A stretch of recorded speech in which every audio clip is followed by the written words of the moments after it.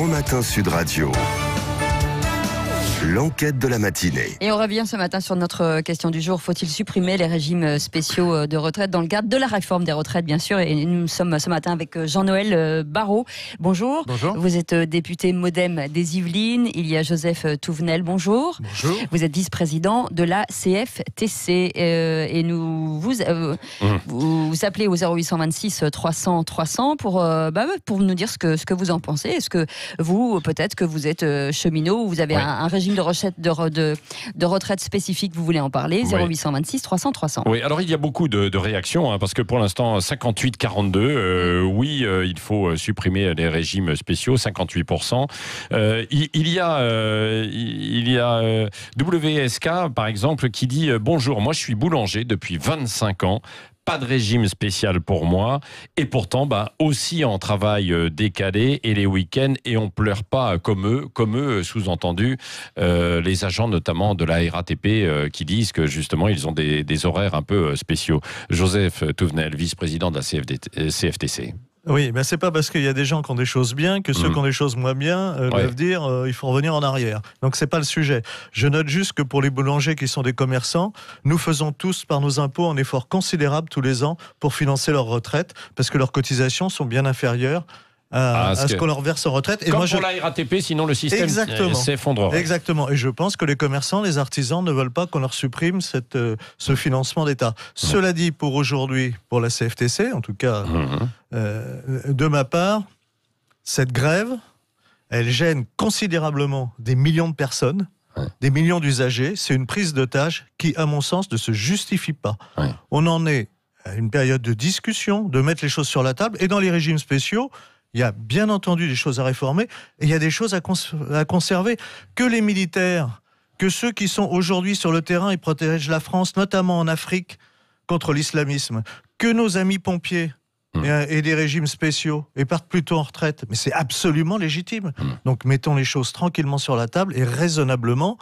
Alors le problème, c'est que le gouvernement fait des annonces, revient en arrière, ça part un peu dans tous les sens, c'est maintenant, c'est tout de suite, c'est pour 2040. Plus personne s'y retrouve, parce qu'il y a quand même assez de malhonnêteté intellectuelle dans le système. Je prendrai qu'un exemple. On nous parle des retraites, d'un côté, le même gouvernement, il va nous parler aussi de l'emploi, de la lutte contre le chômage qui progresse. Mais alors, dans ces cas-là, s'il croit à ce qu'il dit, il ne faut pas réformer les retraites, parce qu'on va diminuer le chômage, donc plus de personnes qui travaillent. Je rappellerai qu'il y a 30% des actifs qui sont aujourd'hui sans emploi. Mais si on en met 15% de nouveau en emploi, on n'a plus de problème pour financer les retraites. La question est-ce que le gouvernement croit en ce qu'il dit quand il parle de la lutte contre le chômage ? Jean-Noël Barrot, député MoDem des Yvelines, vous n'êtes pas au gouvernement, mais vous soutenez le gouvernement. Qu'est-ce que vous répondez à Joseph Touvenel ? D'abord, je crois qu'il faut rappeler qu'on est toutes et tous très attachés au système de retraite par répartition, où une solidarité se crée entre les actifs et les retraités. C'est un trésor national, c'est ce que le Premier ministre a rappelé hier. Et les régimes spéciaux dont on parle ce matin, ils menacent d'une certaine manière la pérennité de ce trésor national, pour deux raisons. La première, c'est qu'ils les fragilisent. Comme toute forme d'assurance, plus on est nombreux à cotiser au même régime, et plus la solidarité et la protection qu'offre ce régime est forte. Et donc, même s'il faut tenir compte des situations particulières, plus nous serons nombreux à cotiser au même régime et plus notre régime sera pérenne. C'est la première raison, la fragilité du régime. La deuxième, c'est que ça crée un certain nombre d'injustices. On parle ce matin de la grève à la RATP.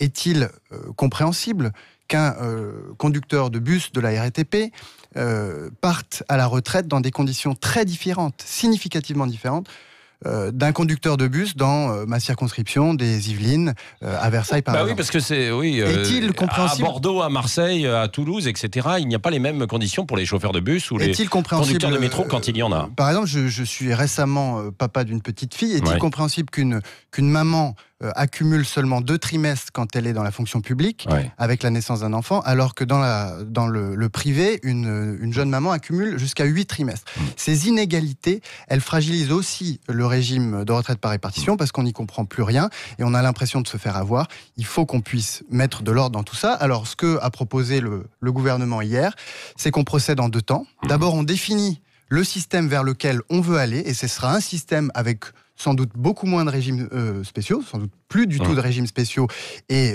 en tenant compte des particularités, mais avec une plus forte transparence et égalité. Et puis ensuite, on définit les voies de convergence d'un certain nombre de régimes vers ce nouveau système. Et je crois que c'est la bonne méthode. Et tous les partenaires sociaux et les Français aussi seront associés à ça. On va continuer d'en parler, évidemment, dans un instant. Et vous allez réagir, Joseph Touvenel, et vous aussi. Et Pierre-Emmanuel qui nous dit qu'il faut réduire les inégalités de traitement sur l'âge à la retraite. Ça coûte beaucoup trop cher. Il parle de la RATP. Et quant à la pénibilité, venez voir ce qui se passe dans le privé, les licenciements, les CDD. Donc effectivement, ça divise beaucoup. Ça divise énormément. Ouais, ça divise beaucoup. D'ailleurs, à tel point que ça bouge légèrement. Là. 54-46, c'est quasiment du 50-50. 54. Faut-il supprimer les régimes spéciaux de retraite? On y revient dans un instant. Vous avez la parole. Vous pouvez nous appeler 0826 300 300. N'hésitez pas. Prenez la parole. On peut tout se dire sur Sud Radio à partir du moment où c'est dans le respect quand même. Ouais, c'est ça. Restez avec nous. Tout de suite, on revient dans un instant, 9h30. Le Grand Matin Sud Radio. L'enquête de la matinée. Et cette enquête continue ce matin avec cette question que l'on vous pose. Faut-il toucher justement au régime des retraites? Il y a pas mal de commentaires sur les réseaux sociaux. On a Morpion Petit qui nous dit: et si on mettait plutôt tout le monde au même régime que les députés ou les conducteurs de train?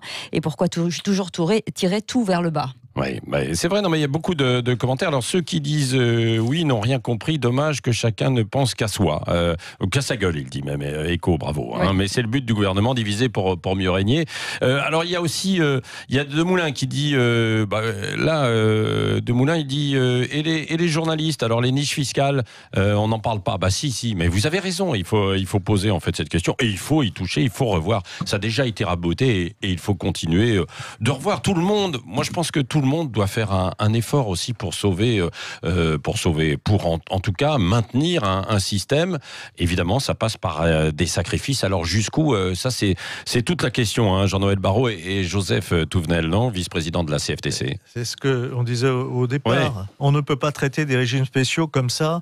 Il y a des différences.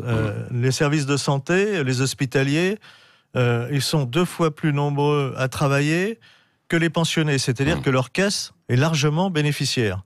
On sait très bien notamment que les infirmières sont sous-payées, avec des métiers difficiles. Eh bien, qu'elles aient un régime spécial, et en plus il n'est pas déficitaire, je comprends qu'elles le défendent. Les infirmières, le régime libéral. Non, chez les hospitaliers. Chez les hospitaliers. Les hospitaliers en général, c'est la même chose que pour les agents territoriaux, par exemple. Les agents territoriaux, il y en a 2 fois plus en gros qui cotisent par rapport aux pensionnés. Donc tout ça, par contre, à la RATP, à la SNCF, il y a un certain nombre de problèmes. Regardons de près. D'abord, la responsabilité, elle vient au gouvernement successif, puisque les patrons, ceux qui nomment les dirigeants, c'est quand même l'État. Et puis, qu'il y ait un mécontentement, ça, je peux le comprendre. Quand on voit que les gens qui ont été embauchés, c'est un contrat, on leur dit à un moment donné, ils font des calculs. On va revoir le contrat. Pourquoi pas? Mais il y a un risque de voir 25% de la retraite en moins. Plus tard Alors par contre, on voit les réactions des auditeurs. On ne peut pas dire ne touchez à rien comme on ne peut pas dire tout le monde sur le même pied.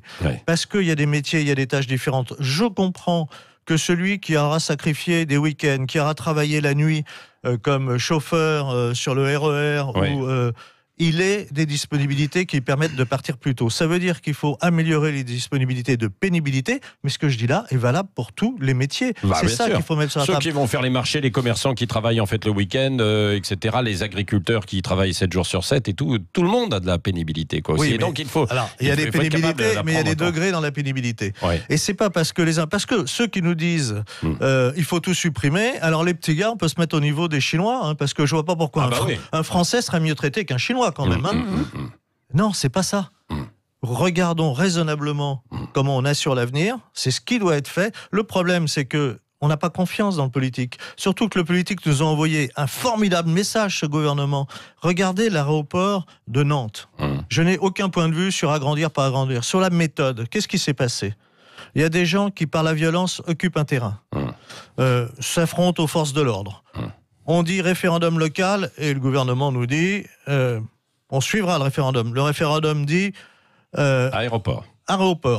Et que fait le gouvernement? Il revient en arrière. Pas d'aéroport. Ça veut dire que le message qui a été envoyé, si vous pratiquez la violence, si vous faites de l'agite-propre, si vous avez une partie des médias avec vous, allez-y les petits gars, vous gagnerez. C'est ce qui se passe malheureusement ce matin à la RATP, ce que je regrette profondément. Oui, Jean-Noël Barrot, député Modem des Yvelines. Vous parliez tout à l'heure du régime ou en tout cas des niches concernant les journalistes. Oui. Et puis il y a beaucoup d'autres secteurs. Oui, l'auditeur a parlé des députés. Je voudrais simplement rappeler qu'une des premières décisions que nous avons prises après l'élection de 2017, c'est précisément de réaligner le régime des parlementaires, en tout cas des députés, qui était effectivement peut-être trop favorable sur le droit commun. Et donc, c'est aussi ça que nous avons souhaité faire, c'est-à-dire montrer l'exemple bien en amont. Alors ça, c'est vrai, non mais c'est une petite parenthèse, mais ça, c'est vrai que comme beaucoup de députés de La République En Marche sont venus d'autres secteurs, c'était pas des politiques professionnels, vous y êtes un peu attaqué, quoi. C'est ce que vous voulez dire, quoi. Oui, et puis, vous n'étiez pas un politique professionnel, si, avant d'être député. Rappelez-vous que l'une des premières lois de ce quinquennat, c'était une loi de moralisation de la vie publique qui avait été portée au départ par François Bayrou.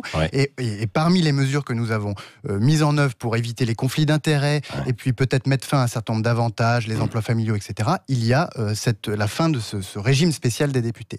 On ne va pas parler de la moralisation de la vie publique parce qu'en ce moment, avec justement Richard Ferrand et tout, c'est un peu compliqué. Mais je voudrais simplement abonder dans le sens de ce qui a été dit tout à l'heure. Un régime spécial, ça n'est vraiment valable qu'un temps. Les métiers évoluent. Les compétences aussi. Et donc, même si à un moment donné, peut-être après-guerre, il était pertinent que pour certains métiers, on puisse avoir des caisses spéciales, il est quand même naturel que plusieurs décennies après, ce système ne soit pas pérenne, puisque effectivement, comme c'était rappelé tout à l'heure, il y a peut-être de moins en moins d'actifs pour de plus en plus de retraités. Et c'est ça qui fait la force d'un régime universel, c'est que plus on est nombreux à cotiser et plus la solidarité est forte. Et enfin, simplement pour rassurer sur la méthode, évidemment que le gouvernement tient compte aussi, et les parlementaires aussi, de ce que veulent les Français. C'est la démonstration qui a été faite pendant le grand débat national, où il y a eu une vraie phase de concertation, et où un certain nombre d'annonces ont été faites à la suite des revendications qui ont été portées par les Français. Et je crois que sur la question des retraites... Vous ne parlez pas du grand débat national sur la bioéthique, hein ? Parce que sur la bioéthique, 82% des Français qui ont participé au grand débat national ont donné un résultat contraire à ce que vous votez aujourd'hui au Parlement. Il y a eu un débat sur la bioéthique, mais il n'y a pas eu de bioéthique dans le grand débat national. Je suis désolé, 82% des Français lors du grand débat, alors vous allez me dire c'est représentatif, pas représentatif, mais de ceux qui ont participé ont donné des options et vous êtes en train de voter le contraire. Donc le grand débat, moi je veux bien, ça peut être aussi le grand pipeau. On en fait ce qu'on veut après. Je reviens aussi sur les inégalités dans le cadre des retraites avec un message de Myriam Delaroute qui dit: fonctionnaire avec 43 ans de cotisation, même grade, même fonction que ma collègue qui avait 37 années et demie de cotisation, qui est partie 5 ans avant moi, avant la réforme Sarko. Résultat, j'ai 350 € de moins qu'elle par mois, ce qui est assez énorme quand même. Oui, absolument. Et aujourd'hui, à salaire égal, quand on a commencé sa carrière dans le privé et qu'on bascule dans le public, on part à la retraite avec des conditions bien meilleures que si on a fait l'inverse, c'est-à-dire si on a commencé dans le public et qu'on va dans le privé. C'est incompréhensible pour les Français et c'est la raison pour laquelle il faut vraiment faire évoluer ce système. Oui, absolument. Vous continuez de nous appeler 0826 300 300 pour nous dire ce que vous en pensez justement de cette réforme des retraites. Oui, avec toujours, effectivement, je regarde tous les messages qui arrivent, il y en a énormément là, qui commentent en fait en direct ce que l'on dit. Bon, ça dit, il faut tout mettre sur la table quand même, Joseph Thevenel, vous êtes d'accord, oui, vice-président de la CFTC, et puis les revoir, y compris donc, sur ce qui est juste, ce qui est injuste, ce qu'il faut faire évoluer, mais pas de double discours. Par exemple, quand on nous dit du côté du patronat, le président du MEDEF qui dit il faut rallonger la durée de travail sur la vie et il faut plus que ce soit 62 ans, il faut que ce soit plus loin. Oui, d'accord, mais alors qu'il arrête de mettre les seniors à la porte. Parce que, regardez ce chiffre, qui est le chiffre de la DARES, c'est-à-dire du ministère du Travail. En 10 ans, le taux de chômage des seniors a augmenté de 179%. 179%. C'est-à-dire, depuis qu'on dit aux gens, vous travaillez plus longtemps sur la carrière, et peut-être le faut-il, 179% d'augmentation du chômage, et ce sont des gens qui, à plus de 62%, sont en chômage de longue durée. Quel sens y a-t-il à dire à ces personnes qu'on vire des entreprises à 55 ans, vous allez travailler plus longtemps? Donnons-leur d'abord du boulot. La réalité, c'est que les Français travaillent plus longtemps, puisque la durée moyenne, l'âge moyen de départ à la retraite est supérieur à l'âge légal, puisqu'il se situe pour le privé à 63 ans et demi. Donc les Français savent qu'avec l'allongement de l'espérance de vie, on va travailler un peu plus longtemps, en tenant compte bien sûr du moment où on a commencer sa vie active en tenant compte de la pénibilité de certaines tâches, du risque associé à l'exercice de certaines missions comme celle des forces de sécurité ou les pompiers. Encore Mais les faut-il Français avoir le du savent. travail. Oui. Encore faut-il avoir du travail. Oui, et Ouais, ça fera partie, le Premier Regardez ministre pour l'a les annoncé, seniors. ça fera partie des Pour les réflexions. seniors, on a un vrai problème. On est 6 points en dessous dans Ouais. le travail pour les seniors que la moyenne C'est européenne. vrai, mais il y a aussi tout un tas de dispositifs aujourd'hui qui, pour pallier d'une certaine manière les problèmes d'accès à l'emploi des seniors, leur donnent un certain nombre de protections. Il faut réussir à combiner ces protections avec le système de retraite que nous allons définir ensemble. Allez, on va au Avec une standard. réaction au standard au 0826 300 300 avec Emmanuel qui nous appelle de Montpellier. Bonjour Emmanuel. Bonjour Emmanuel. Oui, bonjour. Bonjour. Bienvenue. Oui. Merci. Alors, est-ce que vous pensez qu'il faut toucher au régime de retraite Au régime spéciaux. spéciaux, bien sûr? Moi, je pense que je vais vous faire du second degré. Je pense qu'il faut toucher au régime des retraites en général et pas spéciaux. C'est-à-dire qu'il faut redescendre tout le monde au niveau des régimes spéciaux. Alors, je vais vous donner mon raisonnement, parce que évidemment, c'est facile à dire comme ça dans le vent. Ouais. Mais il faut comprendre qu'en général, les débats sont tronqués. L'augmentation de l'âge de la retraite est une chose, mais on oublie, et surtout sciemment, de nous parler de l'augmentation de la productivité des salariés depuis les années 80. Ouais. Alors, pour exemple, le produit national brut du pays en 80, maintenant, par rapport à maintenant, c'est 5 fois moins. Voilà. Vous pouvez vérifier. Alors là, 5 fois moins. 5 fois moins. J'encourage les gens à aller d'eux-mêmes voir les chiffres officiels sur Internet. Comme ça, moi, j'ai pas l'habitude. Je préfère fonctionner par chiffres. Vous voyez. Ouais. Donc après, une deuxième chose. Quel est actuellement le déficit de la retraite? Ouais. De l'ensemble, en fait, des régimes, là, vous parlez. Ouais, l'ensemble. Ouais. Voilà, quel est actuellement? Eh ben, il est de l'ordre de 2, vous me direz si je me trompe, de 2 ou 3 milliards. Ouais. Et alors que l'évasion fiscale en France, c'est 60 milliards par an. Ouais. Voilà. Donc, après, je trouve que ces débats, c'est des faux débats. On oublie les choses les plus importantes. Donc, Non, mais c'est pas un faux débat. Ça fait partie du débat, Emmanuel. Et vous avez raison de mettre ces arguments, en fait, sur la table. Il faut tout prendre en compte. Hein. Restez avec nous, Jean-Noël Barrot. Oui, je crois que, Emmanuel, vous avez raison de dire que le déficit des caisses de retraite se situe dans un ordre de grandeur qui est bien inférieur à d'autres grandes masses, et c'est une des raisons pour lesquelles c'est le bon moment pour avoir cette concertation, cette discussion au plan national, parce qu'il n'y a pas en réalité d'urgence absolue à rééquilibrer les comptes, ce qui demanderait des efforts. Donc on peut, je dirais, dans le calme et dans la concertation, imaginer le système que nous voulons pour l'avenir, sans avoir à essayer de creuser ou en tout cas de faire des économies au passage. Et sur la question de la productivité, il est vrai que, et c'est sans doute une des raisons qui explique que les bonnes performances en termes d'emploi de la France dans un contexte international qui est assez incertain, c'est que on évolue de plus en plus vers une société de services, alors qu'on venait d'une société industrielle, dans laquelle la productivité la productivité des emplois dans les services est traditionnellement inférieure à celle de l'industrie. Ça explique peut-être en partie le chiffre que vous avez signalé. Le chiffre plus inquiétant. Joseph, tout de même, vous l'avez appris, ce chiffre, en écoutant Emmanuel qui est avec nous. Oui, s'il dit, ça doit être sans doute vrai. On va les vérifier. Mais j'ai quand même un doute parce que nous créons toujours plus de richesses. Ouais. D'ailleurs, ce qui devrait être mis aussi sur la table, c'est la politique familiale. On ne peut pas parler des retraites sans parler de natalité si on veut être dans la durée. Et dans la durée, je note que la politique familiale, ça fait des décennies qu'elle est attaquée et qu'elle régresse. Donc une politique familiale dynamique, ce sont les retraites de demain. Mais il n'y a pas que ça. Vous parlez effectivement de la compétition internationale, de la production de richesses. Le problème de la France, c'est sans doute que nous sommes dans une compétition absolument déloyale, où on nous met dans la même partie, mais on n'a pas la même règle du jeu, au niveau fiscal, environnemental et social. Et ça, c'est le cœur du sujet. C'est ça qu'il faut aborder. Sinon, on bricole. Mais tant qu'on acceptera d'être en compétition de façon... Enfin, regardez... Mais on l'est. Comment vous voulez faire aujourd'hui? Vous êtes en compétition avec la Chine. D'abord, on commence par respecter les normes de l'Organisation internationale du travail sur le respect des salariés. C'est-à-dire qu'on cesse d'acheter... on boycotte alors. Absolument. Oui. Pas par pays, mais par entreprise. Enfin, c'est quand même relativement facile, par exemple, pour le textile, de vérifier si les gens sont correctement traités selon les normes internationales du travail ou sont des quasi-esclaves. Quasi-esclaves, on n'importe pas, on ferme. Et s'ils sont correctement traités, qu'ils soient en Chine, en Bulgarie ou en France, il n'y a pas de problème.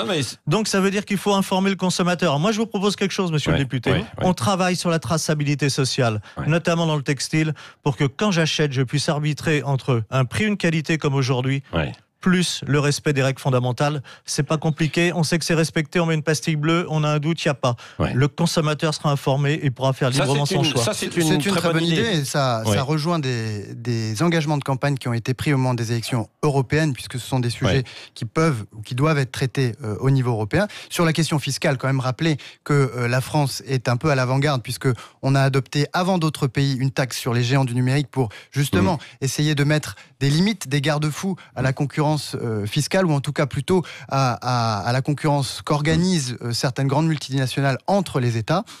Et puis par ailleurs, sur la fiscalité des sociétés des multinationales, là aussi la France est à l'avant-garde avec l'OCDE pour essayer d'obtenir un accord international, mettre fin à l'évasion fiscale, qui, comme le rappelait Emmanuel tout à l'heure, se chiffre sans doute en dizaines de milliards d'euros. Oui, Emmanuel, pas Emmanuel Macron, mais Emmanuel de Montpellier qui est avec nous. J'espère qu'on a répondu, Emmanuel, Oui, allez-y, on va conclure. Deuxième chose, je vais très très vite. Quand on dit qu'il faut augmenter notre âge de départ en retraite, on ne fait rien d'autre qu'augmenter le chômage, bien entendu. C'est ce que disait Joseph Touvenel. Et donc à partir de là, on creuse de nouveau le déficit et c'est un cercle vicieux. C'est vrai. Non, mais c'est extrêmement difficile. Merci en tout cas, Emmanuel. On vous le rappelle, vous pouvez nous appeler tranquillement 0826 300 300 en permanence sur Sud Radio. Vous discutez avec l'ensemble de nos invités. Vous avez vos arguments, vous avez vos questions, vous les posez et on vous répond. Merci Joseph Touvenel, vice-président de la CFTC. Jean-Noël Barrot. Merci à vous et désolé pour les usagers qui galèrent aujourd'hui. Député modem des Yvelines. On termine à 53,47. 53%, il faut supprimer les régimes spéciaux de retraite. Donc c'est assez partagé et le débat continue.